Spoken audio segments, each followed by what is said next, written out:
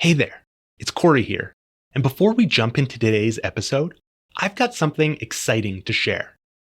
If you've been enjoying these deep dives into the future of family enterprises, you'll definitely want to join us for the next Legacy Builders Live webcast, happening July 18th. I'll be joined by Jerry Meyer and Gavin Brower. You might recognize them from episodes 13 and 22. Together, we'll explore people, power, and priorities, rewiring the family enterprise for a smoother transition, with insights on generational roles, cultural alignment, leadership behavior, and how to support non-family executives while strengthening trust and clarity across the system.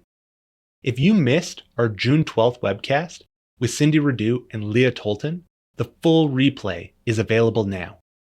To register for the upcoming session or catch up on past episodes, visit legacybuilderswebcast.com. That's legacybuilderswebcast.com. I hope to see you there. Now, let's dive into today's episode.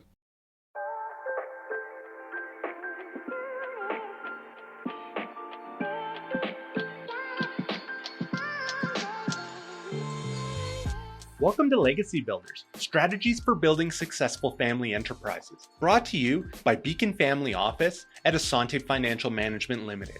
I'm your host, Cory Gagnon, Senior Wealth Advisor, and on this show, we explore global ideas, concepts, and models that help family enterprises better navigate the complexities of family wealth. Today, we welcome Krista Rabidoux, partner at Andersen in Canada. With more than 24 years of experience in U.S. Canada cross-border tax planning, Krista supports families and businesses with their tax compliance and planning needs on both sides of the border. She's also a family enterprise advisor, bringing a thoughtful coaching-based approach to her work with family enterprises. Krista currently serves on the boards of Family Enterprise Canada and the Alberta Enterprise Group, and is past chair of the American Chamber of Commerce in Canada West, roles that give her a broad perspective on the challenges and opportunities her clients face. My goal is to be the most curious person in today's conversation with Krista Rabidoux, where we explore how lived experience, adaptability, and insight converge in her work with family enterprises. We'll discuss how Krista helps families move from feeling stuck to seeing possibility, guiding them through transitions with clarity, courage, and care. From navigating emotional complexity to preparing the next generation for real-world ownership. Krista brings a grounded yet visionary approach to building resilience, shared leadership, and lasting legacy. Now, let's dive in.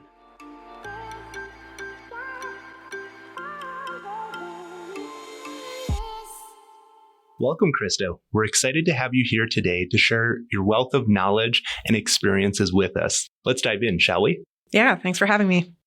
Krista, imagine you're delivering the commencement speech to the graduating class of 2025, and you have the chance to inspire them with your story.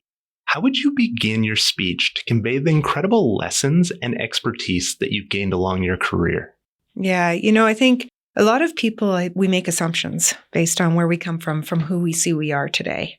And if I'm thinking about when I'm motivating others to do their best and be themselves, there's probably three key words that come to mind when I'm thinking about my story of the past, and it's adaptability, perseverance, and always assume the best of others. And when I started my life, my first 6 years, I lived with my aunt for a while, my dad for a while, and my mother for a while, until I finally settled with my mom at 6 years old. I hopped around for the first formative years, if you will.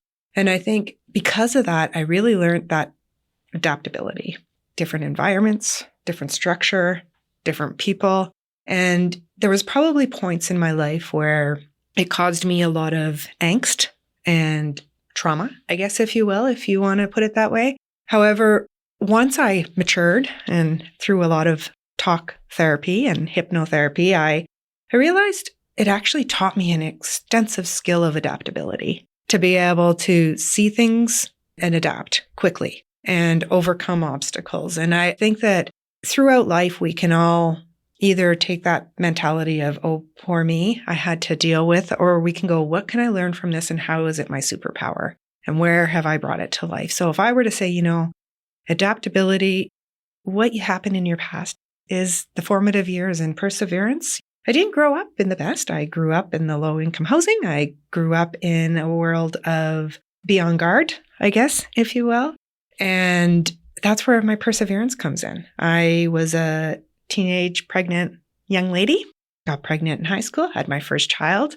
And I say to this day that my first child was my saving grace and forced me to go, what am I doing with my life and who do I want to be with my life?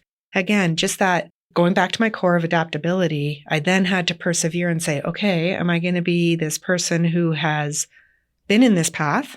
Or am I going to go, no, I'm going to persevere and I'm going to change this up a bit and look at something different. And change is hard for people because it takes a lot of perseverance to have a significant change and, decide to do a U-turn and go the other direction and go, don't know what's there, but we'll overcome it. And I think that's a core thing that really just, persevere, think through it, think about what is, and then goes to my third, what is the best? The best of the people, the best of the situation. What is that outcome? What is possible? And focus on that, kind of like your North Star. I'm assuming the best thing's going to happen, and that's my North Star. Some people call it manifestation. Some people call it plannings. You lay your process mapping out. You can do it however you want, but there's my North Star. I'm going to assume the best of the people and of the situation, that it's going to end how it's going to end, and persevere through that, right? And here I am today, I was a high school dropout. I got pregnant. And now I've persevered through many tribulations and learnings in life. And I think it's just adapt, persevere, and assume the best is going to happen. Because if you're not doing that, it's hard. It's hard to look forward. Right. Absolutely. So, Krista, when you talk about adaptability and your upbringing, Dan Martell in his book, Buy Back Your Time, he talks about entrepreneurs and how that strength of being an entrepreneur, and he prefaces it with, not every entrepreneur needs to have an unstable upbringing, but how that instability, you speaking about being on guard and not really knowing where you're going to be next. How has that helped you in your career and with the families and individuals that you work with? Yeah, I think not always knowing where you're going to land, but having the history to go, I've always landed on my feet. Right. It's not without its tribulations, as I said. And, even with the families I work with or the clients I work with, sometimes I think they feel like there's no way out of this. They feel trapped, whether it's in a tax situation, whether it's in a transition situation, whether it's in a planning situation. And the hardest part when you're working within that and facilitating is to help them identify they're not trapped and feel as though there is actually the North Star. It is possible. You will get there. It's probably going to hurt, whether it's physically or emotionally, depends on what it is. Mm-hmm. You think about somebody doing physio after an accident that has to learn how to walk. It's going to hurt. Right. Right? Like there's going to be pain. In some of these, it's emotional pain. It's psychological pain, but it's going to hurt. And that's okay because from our hurt, we learn. Right. And we go, oops, don't do that again. And that's, you have to learn, right? You have to take those moments and go, okay, oops, don't you do that again. And that's how we learn. Do you think even toddlers, as we learn to walk, how many times we fall on our bum? Yep. Right?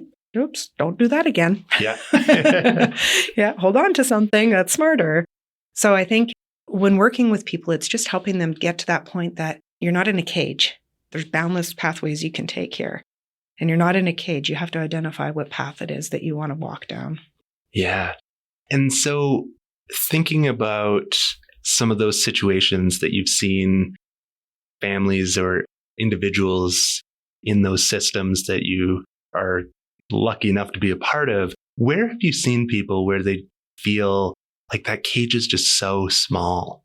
I think it's when you feel as though a mountain is so insurmountable I've trained to climb a 1 kilometer mountain, but that mountain's 10 kilometers. I don't know if I can do it. It's going to take training and it's going to take time. And if you think about situations where someone thought it was just so insurmountable, it took a number of years. But now they look back and go, wow, okay, I get it now. I see where this was. I couldn't see it because they were stuck in their cage at the moment, right? You think about anybody such as myself who, when I first started my therapy journey for my past, I was like, oh, I'm stuck. This is who I am. And it's, well, no, this is who I'm going to become with who I am. And I think with the families that I've worked with, when they get to that stage of, oh, wow, okay. When you see that light bulb go, it's like, yay. Because, all of a sudden they're feeling this, oh, okay, no, there is possibility here. But like I said, it hurts. Yeah. It's painful. And for that experience and that learning to happen, do people have to get to that position?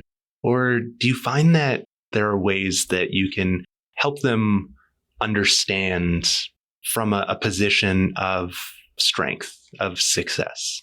I think about risk management, how important it is to plan for great outcomes as we do strategic planning, but we still need that risk management in place. So how have you found that you can still have that attitude of thinking about the best outcome, but still being prudent when it comes to leading the enterprise? Yeah, there's always the differential between optimistic and realistic, right? Right. You can't be an optimist with the North Star that so optimistic that you don't mitigate for what might turn left. And I think, you have a death in the family unexpectedly. You're halfway through and all of a sudden one of the players is gone. That's a big risk mitigator that you have to go, what happens if this happens during our process and our planning? And we're already thinking one thing and then all of a sudden you're turning around because you have to basically start at ground zero and restart the conversations. And I would say that in our business, my business, we restart the conversation every year because every year the economy changes. Every year eco-political stuff changes. Every year people change. Right. And there's so many things outside of the control as an entrepreneur that you have to go, okay, let's revisit this. Are we on the right track still? Has anything changed that we need to adapt ourselves to? Going back to the adaptability, because the climate's changed. Right now we're in a crazy world with tariffs and yada, yada, that we don't know. We actually don't know which way to go. So we're in constant risk mitigation because you have to be adapting almost weekly right now to what might happen. And when you're working within the family enterprise group, there's a lot of dynamics that can happen. You can go to a family function and there be an argument, and then you're back starting at a certain point because people got hurt. There's more emotions involved.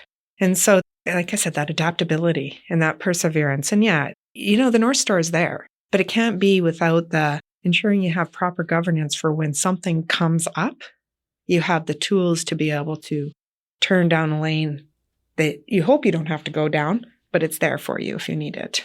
Absolutely. It's like the back alley. You have a water main break in your front driveway, you're going to have to use the back alley. It's adapting, right? Yep. And Krista, if we were right now talking to a family, maybe it's the parents who are saying, I really want to teach some of these skills to our next gen. We've got them coming through the ranks and we've protected them from a lot of the issues that we face and the decisions that we've had to make to get to where we are. How can that family help bring those learning outcomes in a way that allows the enterprise to continue to thrive and be safe, but also without it being just a simulation, actually being real world? Yeah, I think that that's actually one of the hardest parts because we're all individuals and we all lead differently. And if I'm going to, let's say going from first gen to second gen, where you have a solopreneur who is used to making all the decisions, and yet now you have a sibling group who are trying to figure out how to work together, but they've been taught to lead by a solopreneur who is, you make all the decisions. And who now makes those decisions? And how are those decisions now made? It might be that one of the siblings is going to be the sole decision maker. That might be one of the options. But, I'm actually a firm believer that most family enterprises can't do it on their own.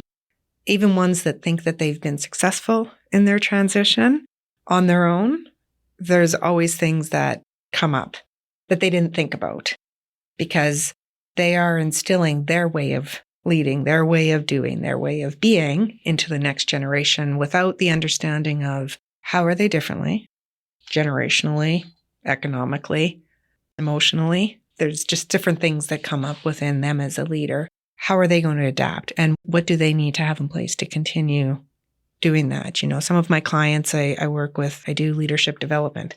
Like some of the next gen don't really know how to even do like the financials. Obviously, as an accountant background, it's my strongest suit. And so it's teaching them. What does everything on a financial statement mean and why is it important? And how do you know if certain things are out of whack and not out of whack? And, it's things as an entrepreneur, when you're a solopreneur, you just know from experience. But generally, next gens aren't in those conversations, and they should be very early, understanding what's happening and why certain decisions are being made or not made and why things are happening. And I would say the earlier you can do that, the better. If they're in the business, they should be in those meetings, as we talk about in the family enterprise world, we have the different segregations of the business, the shareholders and the business shareholders and family, owners and family. And, it's important if they're in the business, they're in all of those business discussions because it's how are they ever going to learn to do something in the future if they've never experienced it? Absolutely. Krista, you made a comment of even if a family feels as though they've done it successfully, there's still something to learn. And so where is that balance between putting my own imprint on this and not knowing what I don't know? Yeah, I think it's our egos want to put our imprint on stuff. It's inherent in all of us. We all have some form of ego that I want to have my imprint on this. However, when you exert too much of your imprint, you're not leaving room for the next generation to find their imprint. And as I go back to, the adaptability as the founder or the generation that's passing, we have to say to ourselves, I like to have this. I like to have everything printed for me, whatever it is. But does that make sense for tomorrow? And it's very hard. It's very hard, especially for someone, let's say they've been running the business for 60 years and it's successful. It is hard to say, oof, how do I stop doing that? Because that's how it's always been done. It's very difficult. Although it's probably the most important thing to do is to listen. Listen to what the next gen says. Hey, I think we could probably do it this way, especially if they've been in the business a long time, right? They've obviously seen different cycles and seen different things. It would be difficult if someone wasn't in the business and they come in all of a sudden to take it over and they don't know much about it. Yes. That's a little bit different. But if somebody's been in the business working and participating and doing their best to learn the concepts, it's important for the founder to listen. Absolutely. Yeah. And so we started out with the theme of adaptability. And now we're talking about adapting to maybe not big risks or jolting external factors. But now we're talking, how do we do things the best way we can and leaving room for that growth of, paper is now not the most common thing. We've, moved a lot of things into digital storage. And so just thinking about that really as that continuum, where do you find in some of that leadership development work that you do that families can, maybe the generation that's used to leading can say, you know what, I'm going to give this aspect away. So where do you see some of those where maybe it's easier, maybe we can practice those habits? Skills? Yeah, I think it's you can do different divisions. You oversee the finance and start making some of those observations and oversight, maybe leading the finance meetings, right? Not necessarily making decisions without the founder, but start overseeing it. And let's work together and figure out, I can teach you how I make my decisions versus you making your decisions. maybe it's an operational section, right? Depending on the business. If you're talking about a family business, a farm, right? Yep. You take over, you're going to become the harvester. I'll continue with the livestock.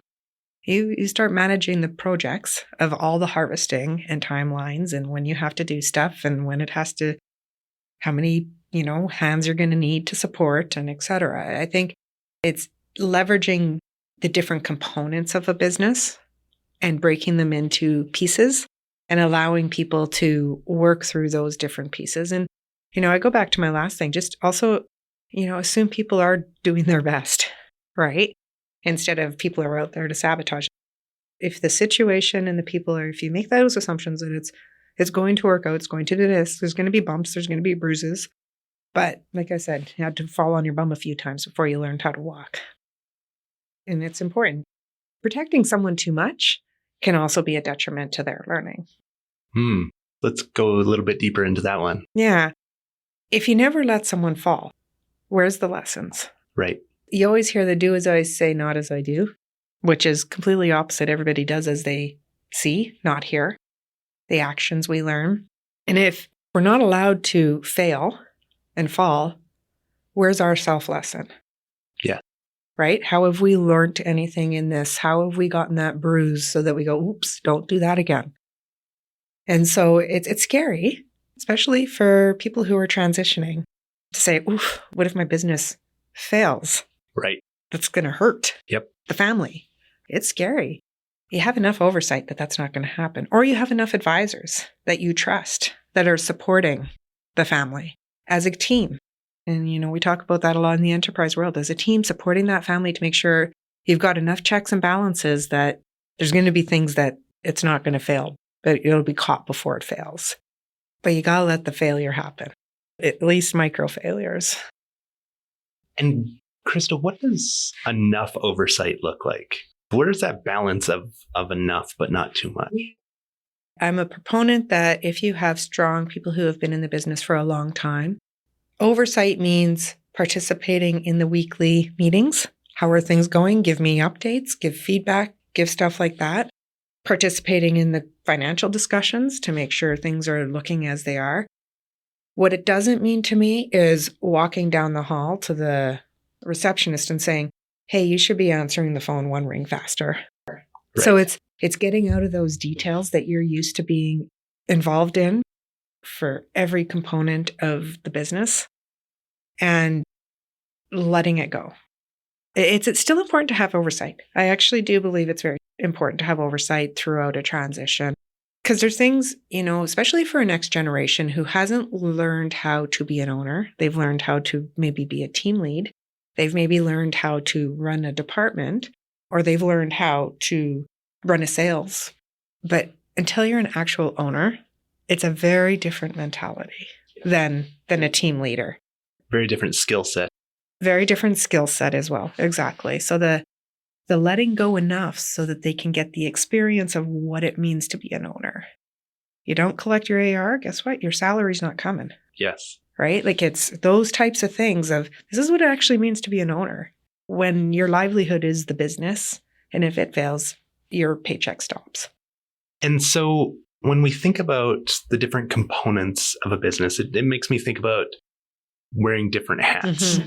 And you mentioned the 3 circles, but there's many more. So when we get that leader to really think about what are all the different components and roles in my business, how have you found that some of the development and coaching work that you've done helps to enlighten them and think about where am I making this decision from? I mean, it's different for the next gens than it is for the ones that are transitioning out. I would say the ones that are transitioning out, you really need to understand where their blocks are as to why they're either afraid to pass it on or, a lot of times it comes from a place of fear, right? I mean, I'm not a psychologist or a therapist, but a lot of the time it comes down to where is this actually coming from? Because most of the time it's not actually the enterprise itself. There's a lot more to the story of why a transition is successful or unsuccessful. And as I said, it comes back to their original story, similar to mine. Like, what made me who I am today? what is your story? What made you are who you are today? And maybe that's why some of these blocks exist. Right. Right. And, there's always that fine balance as a coach going to help those people explore, okay, maybe I'm doing this because this happened in my past. And if that's the case, how do I let go of that to allow things to happen in the future? And like I said, I'm not a therapist or a psychologist. I don't profess to do that, but helping people to exploring their own blockages is what I probably would work with mostly as the people to just release some of that. Because it is our own blockages that get in our way. Yeah. Let's focus on that story for a moment. Where have you seen the power of story help in those transitions? When I'm working with the different enterprises, one of the stories is, the next generation had taken over successfully. There was no problems. There was no disputes. They had decided how things were going to work. But there was some embedded historical stuff that had happened within the next gen, living out someone else's story, I guess. And it didn't work. But there was no exploratory transition discussions that happened throughout the transition to say, who are you trying to be with this business? Right. Right. And that happens a lot. It happens a lot where, I'll run my mom's business and it'll be fine. And I'll run it like my mom ran it. Of course.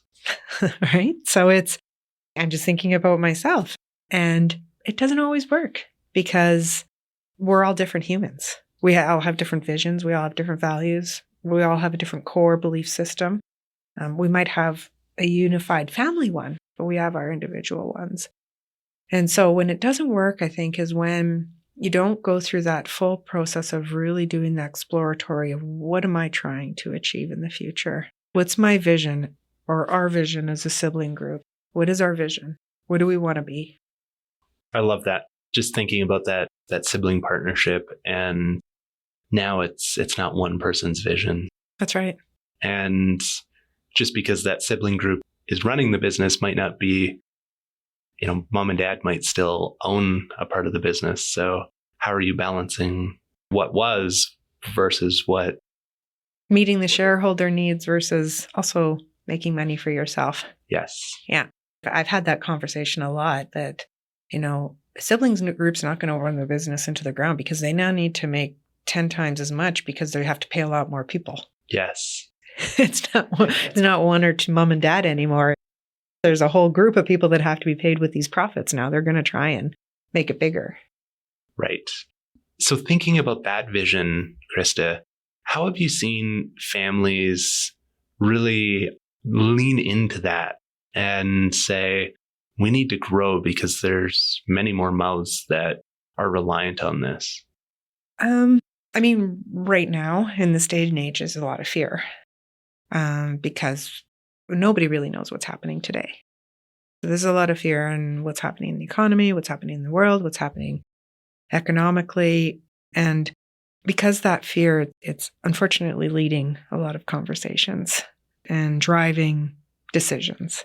That mindset of scarcity versus abundance. And it is making it challenging right now because it's hard to be hopeful. As I said, yeah, the North Star is there. I'm going to get to it. Having patience that might take 3 years instead of 1 year. Yep.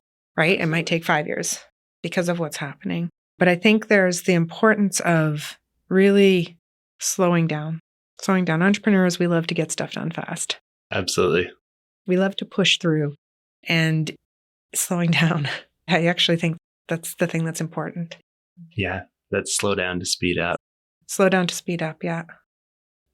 And so when we think about that fear, I think there's a healthy amount of fear to know, let's not be reckless here.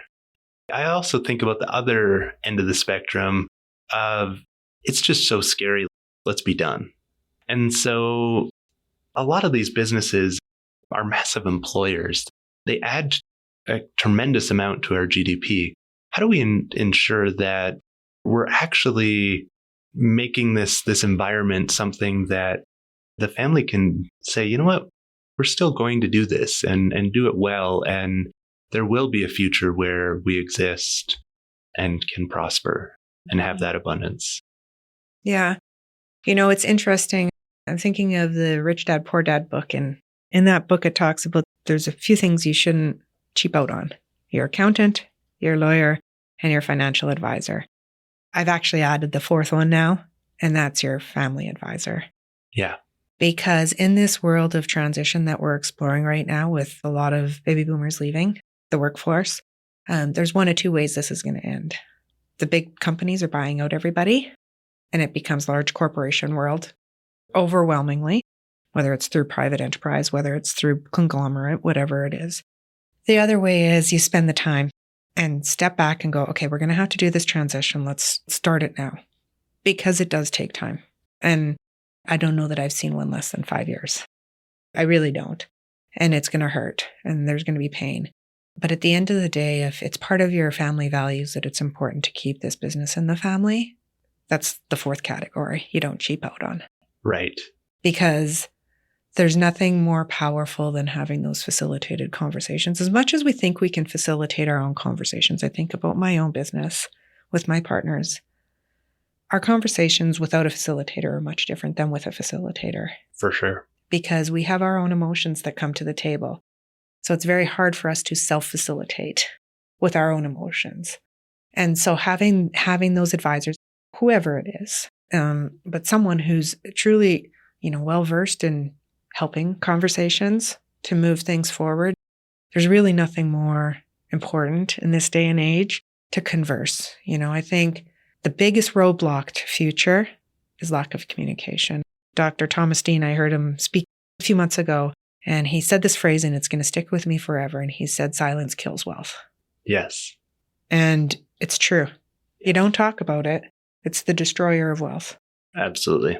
But you can't talk on your own. As much as we'd like to think we're good, we can talk about this. There's certain things that people don't like talking about. Money is one of them. Power is another. Well, what do you think is talked about in those rooms? Money and power. Right. Absolutely. And so that next generation leader that's listening to us right now, Krista, who's thinking, oh man, there's so much that's going unsaid right now in our family. Mm-hmm. Where can they begin? Well, I'm a big fan of coaches, advisors, facilitators. What I'm not a big fan is coaches, advisors, facilitators working with one person and hearing their story, because they will be the advocate for that person, not understanding what the other dynamics are happening. And so if you're out there and you're going, okay, I'm trying to take over, but I'm struggling, being in a room, those conversations, they suck. Yes. They do. I mean, they hurt because you're family. As much as you like to think, oh, we can segregate it, it's hard. Having a group of advisors, one, who are willing to work together. Key. Absolutely key to have advisors that want to work together, are willing to sit in the room with you together and talk through stuff. Each bringing their own unique skill set is very important. Depending on the size of the enterprise, I actually don't think there's a minimum to even having, quarterly advisor meetings. And everybody sit in the room. What's our strategy? What are we trying to achieve? Being really thoughtful and purposeful about creating the future. And as the next gen leading that, saying, I think this is what we need to do, that's important. That shows your first step in leadership, right? It's your first step saying, no, we actually need to do this because we're not moving. And making your business case as to why it makes sense. What would happen if you don't? Right. Right? And for the next generation, I think that's the main thing. Don't go get your own advisor and have them tell you the story you want to hear to sell, because they're not going to hear the full story. They're not. They're going to miss a piece. Yeah. And it will go nowhere. I love that. So really, that next generation should be in those advisor meetings. Yeah. And those advisors need to be talking to each other, which is maybe led by family or maybe led by the advisors. But if the advisors are doing it, the family's probably going to start doing it. And if the family's doing it and the advisors aren't, well, let's hold our advisors accountable to I agree. upping their game. I agree. Yeah. And it's hard. I mean, even as advisors, we have egos, right? So it's like, oh, what if they say something I don't agree with? Well, that's okay. Maybe I'm going to learn something. Yeah, love that. Krista, as we near the end of our conversation today, there's a few questions that I ask each guest before we wrap up. Are you ready for the tough ones? Sure. All right. What is one key strategy you believe is most essential for building a successful family enterprise? I think the most important strategy is developing a communication guideline. How are we going to communicate? When are we communicating? What are we going to communicate? It is the most essential thing in a transition, communication and over communication, going both ways. Next gen up to founder, founder down to next gen, or if you're going from second gen to third gen, over communicate. And, I learned this phrase, if you don't think you need to say it, probably means you need to say it. Because I just said silence kills or destroys wealth. It will destroy the wealth, the silence. And, there's one thing that I would say is pretty fantastic. And it was talking with a colleague about the public boardroom, public businesses. And the thing that I most admire about a family enterprise is most people are honest in that room. And again, it hurts, it sucks. Yep. But you're getting the real deal. And if you use that strategy of communication, it is going to, in the long run, help move forward. It is. Love the communication guidelines and actually documenting that and agreeing when and how. And what is the most common challenge that you see family enterprises encountering when it comes to wealth transition and generational continuity? I would say there's two. The first one is just like I said, the leadership development, changing the next gen's mentality from being an employee team lead to an owner. There's a lot of challenges in that. The second would be capital. If they're trying to buy their parents out, trying to, allow the parents to exit with their money, it's fairly difficult right now to generate that capital in the economy that we're working today. And so there's two components on how do you plan for that so that the parents can exit, slowly be redeemed out. What does that look like? How does that look like? Every business, if you're an entrepreneur, myself included, we have personal guarantees. How does the next gen do that to get the parents out? There's actually a lot of mechanics that have to go into it, not just the soft stuff of communication. There's a lot of economic and business things that need to happen with the bank, with the lawyers, with everything. So just that's part of the communication, but it's where are they going to come up with that capital? How are they going to come up with that capital? Yes. And so important to have that strategy early and that importance of having that healthy business that can sustain the next generation, also sustain the cost of buying out mom and dad. That's right. Exactly. Fantastic. And in your experience, what are the top 3 key qualities that successful family enterprise leaders possess? Yeah, I think the top 3 qualities I would say that they possess is one, I would call it faithfulness. As families stick together, I find family enterprises, employees, they're treated the same way. Just that sense of community within a family enterprise and the leader that they try to instill is very prevalent in a lot of family enterprises. The other quality is, I think a lot of them are very emotionally intelligent as well. They've learned how to be adaptable. They've learned how to change and observe and move, which has allowed them to create a high level of emotion intelligence. How it comes out varies by leader, but I think that, it is a really key skill that a lot of leaders in family enterprise have. And then I would say the third top skill that I think they have is consistency. And some people might say, what? Consistency? They're all over the place. What are you talking about? What I mean by consistency is they're constantly trying to be better, do better. And however that comes out, whether it's by growing a business, growing employees, they're consistently showing up. They're consistently at the door, showing up, putting their foot out, going, which step do I need to take next? And those 3 skills really, when you're looking at leaders within a family enterprise, helps to build a community, helps to build culture, and it helps to foster an environment of everybody trying their best. Love that. Yeah, bringing it back. They're actually doing their best. Yeah. And Krista, before we conclude our discussion today, I'd like to highlight where our listeners can find you, as well as if there's any materials, things that maybe you're putting out, or maybe things that you're reading or listening to or consuming that might be helpful relative to our conversation? Sure. Yeah. I think, as you can tell, my biggest thing is communication. And so I'm always reading about healthy conversations, conflict conversations, dealing with conflict, because it's going to happen. It's inevitable. And there's a lot of tools out there that we can educate ourselves on. And I would say that's where I focus a lot of my readings on is healthy conversations and healthy conflict.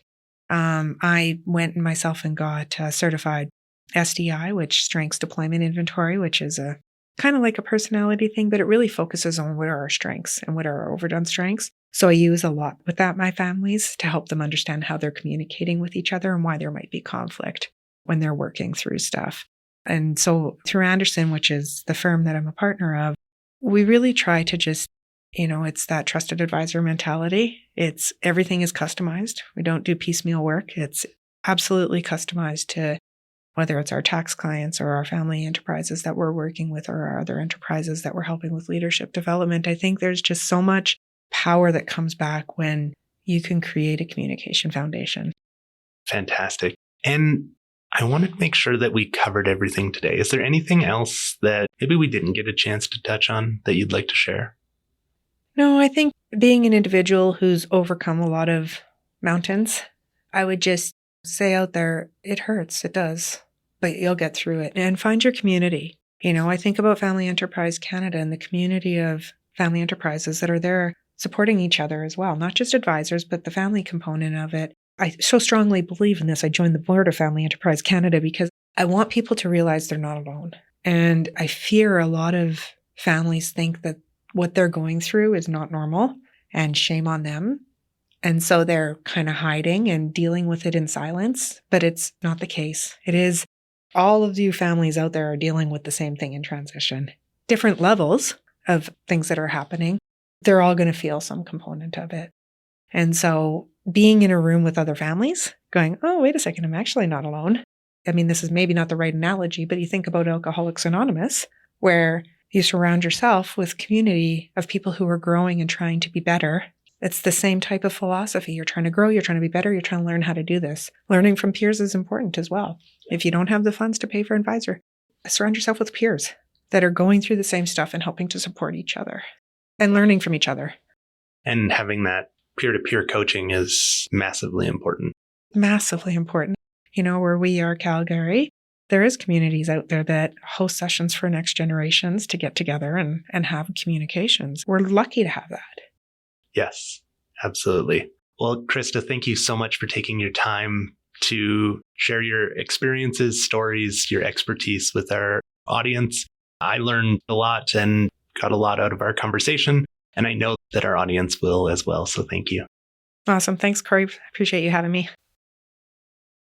As we wrap up this episode, we invite you to reflect on Krista's perspective that growth often begins with discomfort. Whether facing change or navigating complexity, steady progress comes from pausing, listening, and being willing to adapt.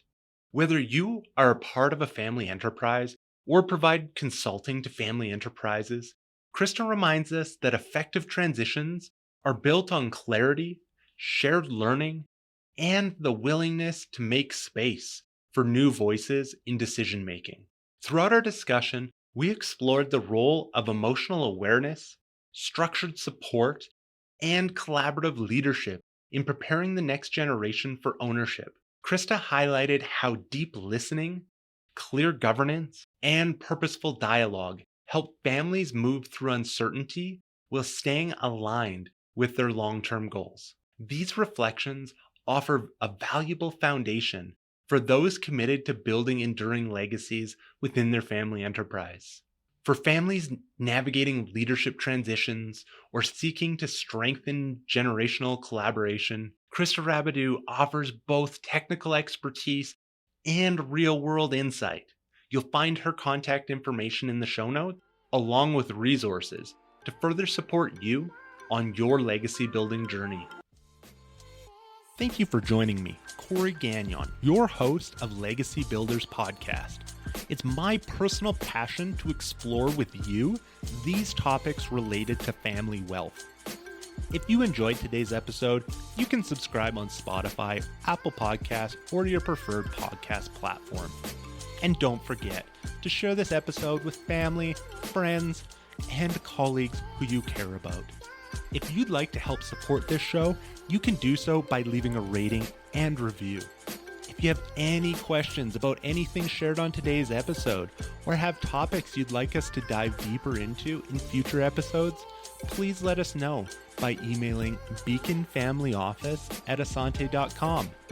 That's beaconfamilyoffice@ASSANTE.com. Legacy Builders, Strategies for Building Successful Family Enterprises is brought to you by Beacon Family Office at Asante. Are you worried about losing what you've created and seeking ways to transition your wealth across generations? Beacon Family Office at Asante supports our clients transition their wealth while maintaining relationships. If you'd like to access more content we've created, you can visit us at beaconfamilyoffice.com or for more details on our services and book an initial call. Thanks again for listening, and until next episode, stay intentional about building your legacy. This program was prepared by Cory Gagnon, who is a senior wealth advisor with Beacon Family Office at Asante Financial Management Limited. This is not an official program of Asante Financial Management, and the statements and opinions expressed during this podcast are not necessarily those of Asante Financial Management. This show is intended for general information only and may not apply to all listeners or investors. Please obtain professional financial advice or contact us at beaconfamilyoffice@asante.com or visit beaconfamilyoffice.com to discuss your particular circumstances prior to acting on the information presented.